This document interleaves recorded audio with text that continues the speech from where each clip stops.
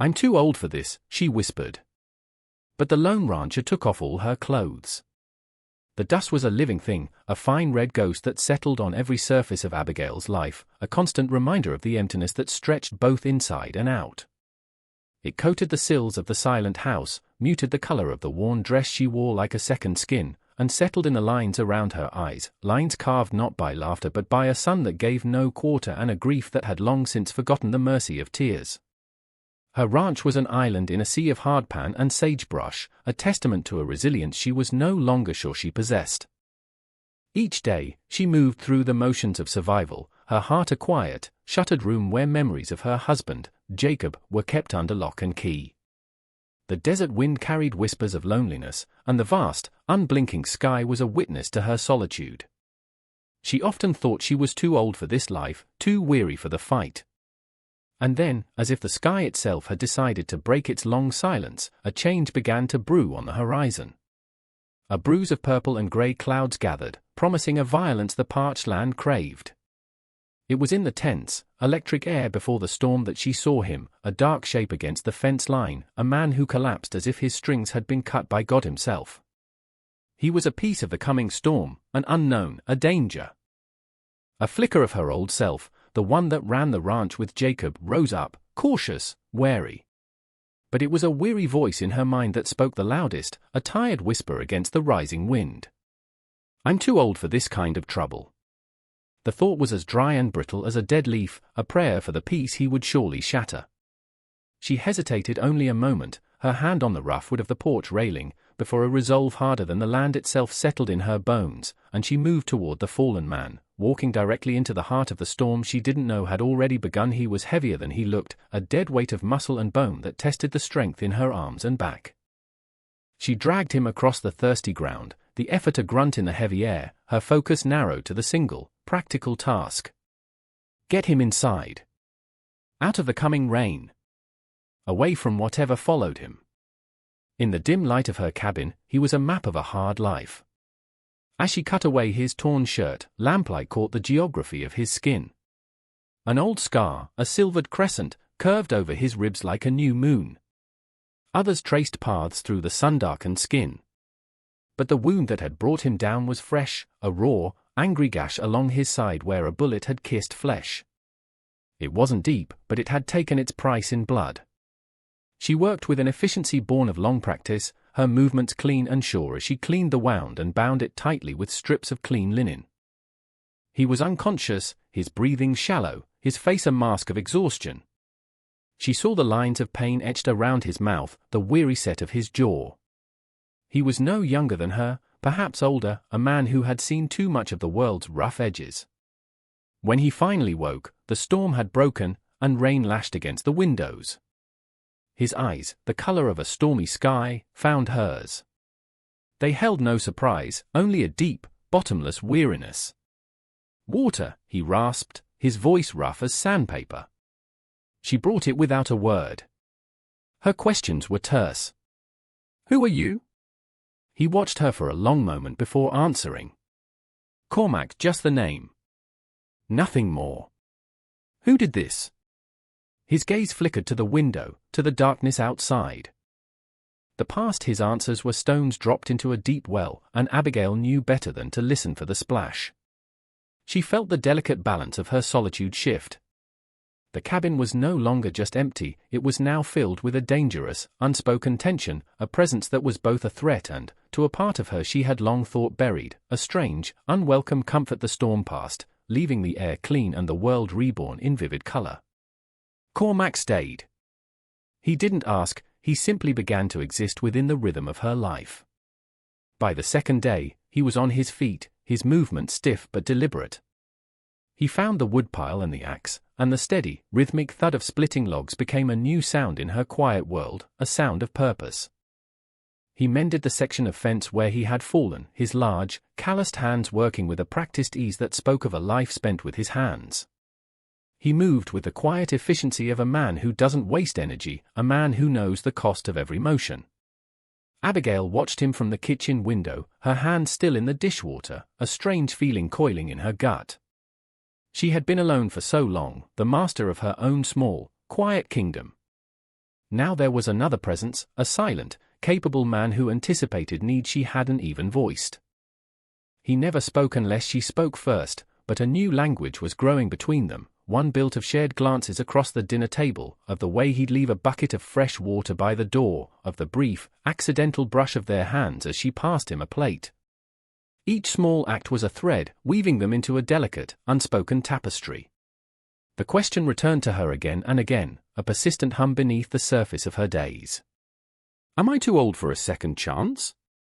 The thought felt foolish, the fantasy of a younger woman. Her life was set, her path worn smooth by routine and resignation. We all build fences around our hearts, some out of wood and wire, others out of grief and fear. Tell me in the comments, what does it take for you to let someone in? Cormac was a breach in her fence, a wild element in her carefully controlled world, and every time she looked at him, she felt the foundations of her solitude begin to tremble. Another storm rolled in a week later, a real gully washer that turned the dusty yard into a sea of red mud and trapped them inside the small cabin. The world shrank to the four walls of the room, the drumming of rain on the tin roof, and the warm glow of the kerosene lamp. The silence that fell between them that night was different. It wasn't the tense quiet of two strangers, nor the empty quiet of solitude. It was a comfortable wait, a shared space. She'd made a stew, and the rich smell filled the air, a scent of home she hadn't realized she missed. He ate with a focus that suggested he'd known real hunger, his gaze fixed on his bowl. Then, he looked up, the lamplight carving deep shadows into the planes of his face, and he spoke. I was a different man, once, he said, his voice low, the words seeming to cost him something. Before the war. Before. Everything after he offered no more, but it was the first crack in his stoic facade, a glimpse of the man beneath the scars. The confession, small as it was, seemed to invite one of her own. She found herself speaking a name she hadn't said aloud to another soul in 5 years. Jacob, my husband. He built this place. Every board. Said it was our fortress against the world. She traced a knot in the wooden table with her finger. Turns out the world finds its way in, no matter how strong the walls. Cormac didn't offer platitudes or empty comforts. He just listened, his stormy eyes holding hers, and in his gaze she saw a deep, profound understanding. He wasn't just hearing her words, he was hearing the silence around them, the years of unspoken grief.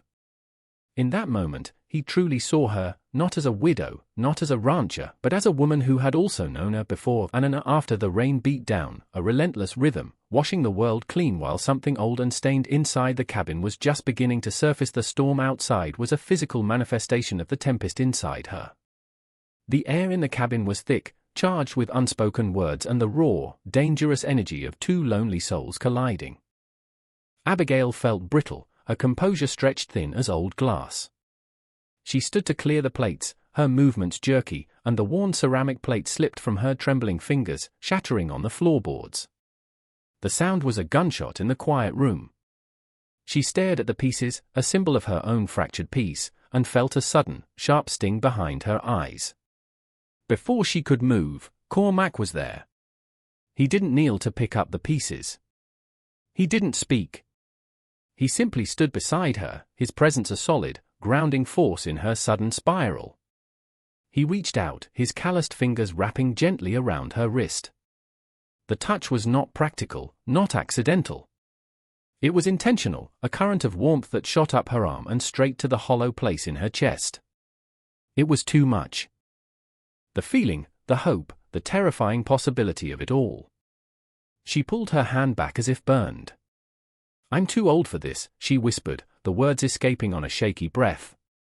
It wasn't just about him, about this moment. It was about the risk of feeling again, the potential for another loss, the ache of a heart being coaxed back to life. She was too old for the pain that came with caring. Cormac's expression didn't change, but his eyes softened. He saw the fear behind her words, the wall she was desperately trying to rebuild. His voice, when he finally spoke, was that same low rumble, rough but inexplicably gentle. Age has nothing to do with it, Abigail, he said, using her name for the first time. It has to do with being alive. He challenged the very foundation of her resignation, suggesting that the fortress she'd built wasn't for protection, but had become her prison. The next day dawned bright and clear, the sky washed clean by the storm. But the peace was deceptive. Around noon, they appeared on the horizon, 3 riders, moving with a purpose that made the hairs on Abigail's arms stand up. They weren't lost travelers or friendly neighbors. They were trouble, wearing it like a second skin. They stopped a few yards from the porch, their horses kicking up dust that settled like a shroud. Cormac had come to stand beside her, his body a rigid line, his face unreadable stone. The man in the lead, a lean figure with cold, dead eyes and a cruel twist to his lips, dismounted. His gaze flickered over Abigail with dismissive appraisal before settling on Cormac. "Well, look what the wind blew in," the man drawled, a smile that was all teeth. "We figured you were dead, Cormac." Or halfway to Mexico. This was Marcus, the past Cormac had spoken of. The man nodded toward Abigail. "Found yourself a nice, quiet place to hide." The words were poison. Marcus turned his chilling smile on her. "This man you've taken in, He's got a history. A bloody one. He rode with us. Left us high and dry after the Black Creek payroll job, with a bullet in my brother and his share of the gold." The mystery was solved, and the truth was a cold knot in Abigail's stomach. Cormac wasn't just a drifter, he was an outlaw, a gunman. The capable hands that had mended her fence had also held a smoking pistol. The quiet man who listened to her grief was a man who had caused it in others. She looked at Cormac, at the stoic mask that had fallen back into place, and saw him through new eyes. Her fear and the fragile, burgeoning feelings for him were at war within her, a silent, brutal battle. Sometimes the past refuses to stay buried, riding back into our lives when we least expect it. If you're enjoying this story of redemption, drop a like to let me know. The air crackled, thick with the promise of violence. Marcus gestured with his chin towards a heavy steel bag on his horse. "We're not here for you, Cormac. We're here for what's ours. The gold you took. Hand it over, and we ride on." Cormac didn't move. His voice was dangerously low, a growl that vibrated through the porch boards. "There is no gold. I left it." Marcus laughed, a harsh, ugly sound. "A man like you doesn't just walk away from a fortune. Now, are you going to give it to us, or are we going to have to tear this place apart to find it? Maybe persuade the lady to tell us where it is." The threat, aimed at her, was the spark in the powder keg. Abigail saw the shift in Cormac's posture, a subtle coiling of muscle, the stillness of a predator. He was making a choice. Not for himself, but for her. The world exploded. A shout. Metal on leather. Cormac moved with a speed that was terrifying, a blur of motion. He wasn't reaching for a gun. He lunged forward, grabbing a heavy piece of firewood from the pile beside the steps. He threw it with pinpoint accuracy, striking the closest rider in the chest and knocking him from his horse. A gun barked. The world became a maelstrom of dust and fury. Cormac used the porch post as cover, drawing the pistol that had been tucked in his belt, a weapon Abigail hadn't even known he carried. One shot. Not a wild spray of bullets. A single, deliberate shot that struck the gun from Marcus's hand, sending it spinning into the dirt. A man screaming in pain. Another scrambling for his horse. Silence. It was over as quickly as it began. Marcus clutched his wounded hand, his face a mask of shock and hatred. Cormac stood, gun still level, the killer he had been and the protector he had become fused into one terrifying, magnificent figure. He had chosen his side. He had chosen how the dust settled, clinging to the sweat on Abigail's skin. The 2 uninjured men helped Marcus onto his horse, and the 3 of them rode away, a slow, defeated retreat, leaving only the echo of their threats hanging in the air. The danger had passed, but the truth remained, stark and unavoidable between them. Cormac stood in the yard, the gun still in his hand, though it was now pointed at the ground. He looked smaller, somehow, stripped of his mystery. He was just a man, his violent past laid bare for her to see. He slowly turned to face her, his expression grim, his stormy eyes filled with a resignation she recognized. It was the look of a man who expected to be told to leave, to be cast out. He didn't wait for her judgment.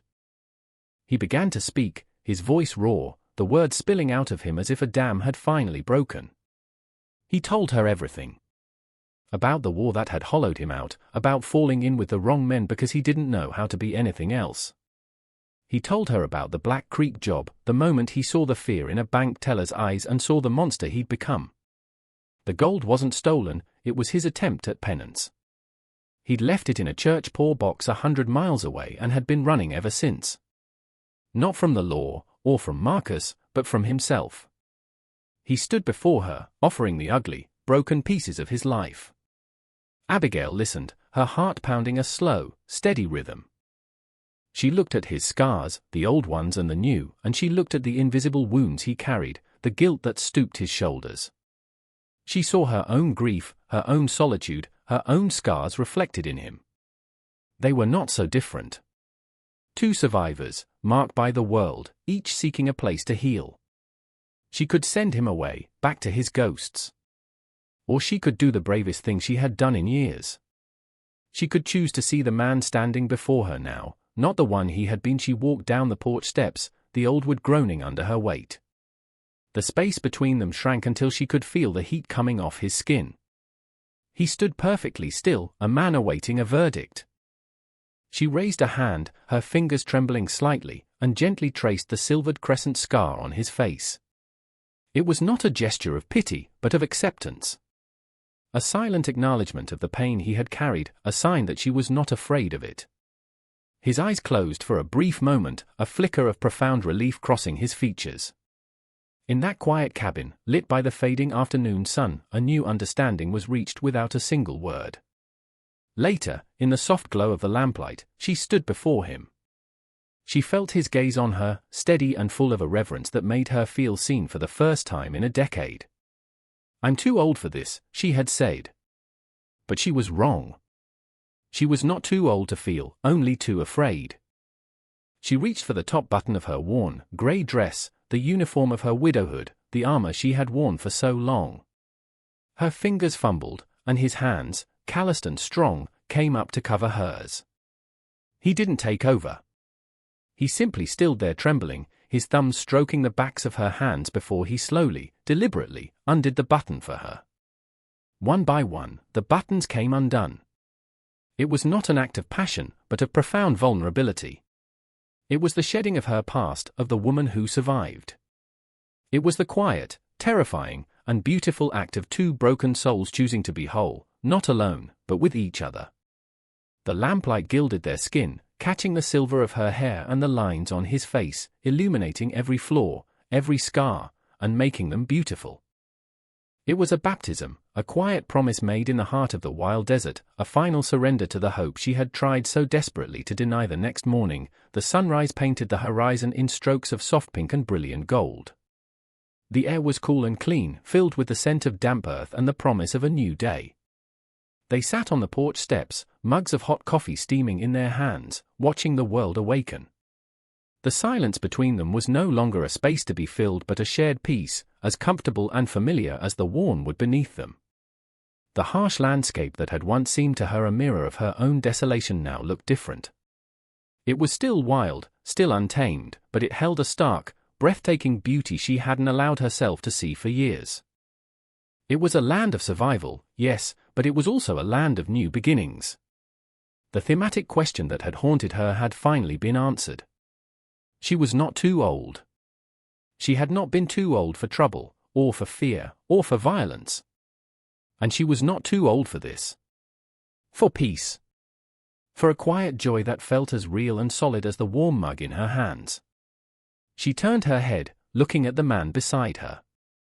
He was watching the sunrise, but his expression was one of someone who had finally found his own.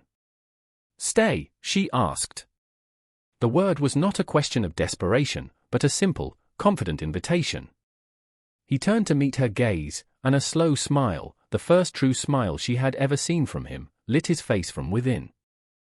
It chased away the shadows and the weariness, revealing the man he was meant to be. "I'm home," he said, his voice quiet but sure. And in the vast, quiet expanse of the west, under a sky that stretched on forever, two solitary souls had finally found their fortress, not in walls of wood, but in each other. They found their second chance. If you believe in new beginnings, don't forget to subscribe for more stories that touch the heart.